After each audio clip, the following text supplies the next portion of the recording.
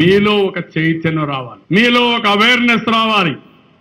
కుట్ర రాజకీయాలను నిత్యం నేను పని చేస్తా ఉంటే నా చుట్టూ ఒక వలయంగా ఉండి కాపాడవలసిన బాధ్యత మీ అందరిపైన ఉంది. నేను పోరాడేది రాష్ట్రం కోసం, నా వ్యక్తిగత ప్రయోజనాల కోసం కాదు.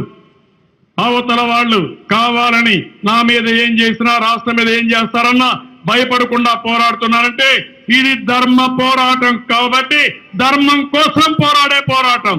అలాంటి ధర్మ పోరాటంలో, న్యాయ పోరాటంలో అందరూ భాగస్వాములు కావాలి.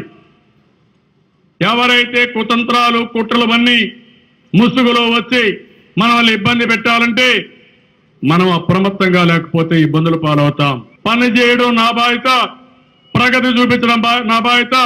మన మీద దాడి చేసేవాళ్ళు డైరెక్ట్ గా ఇండైరెక్ట్ గా మన మీదకి వస్తే వాళ్ళ నుంచి నన్ను కాపాడే బాధ్యత మీరు తీసుకోవాలని మరొకసారి మిమ్మల్ని అందరినీ కోరుకుంటూ చేస్తారని చెప్పి ఆశిస్తూ అందరికీ నమస్కారాలు.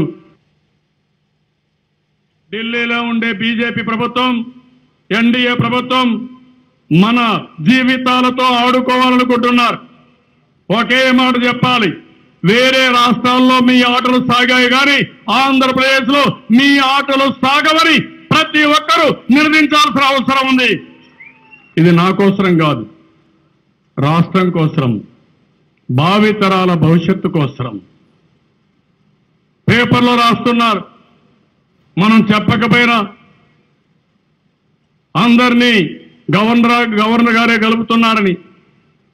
గవర్నర్ వ్యవస్థ ఒక పద్ధతి ప్రకారం చేసుకోవాల్సిన వ్యవస్థ. తెలుగుదేశం పార్టీ ఇప్పుడే కాదు, గవర్నర్ వ్యవస్థ వద్దని కూడా మనం చెప్పాం. గవర్నర్ వ్యవస్థ పైన పోరాడిన సందర్భాలు ఉన్నాయి. ఈరోజు నేను ఆ విషయాలు మాట్లాడడం లేదు, కానీ పేపర్లో వచ్చేటిగా మీరు చేయడం కరెక్ట్ కాదు.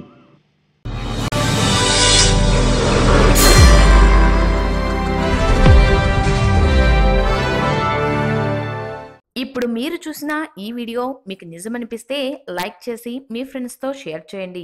మరిన్ని నిజాలను తెలుసుకోవడం కోసం మా నిజం ఛానల్ని సబ్స్క్రైబ్ చేయండి. అలాగే బెల్ ఐకాన్ని క్లిక్ చేయడం మాత్రం మర్చిపోకండి.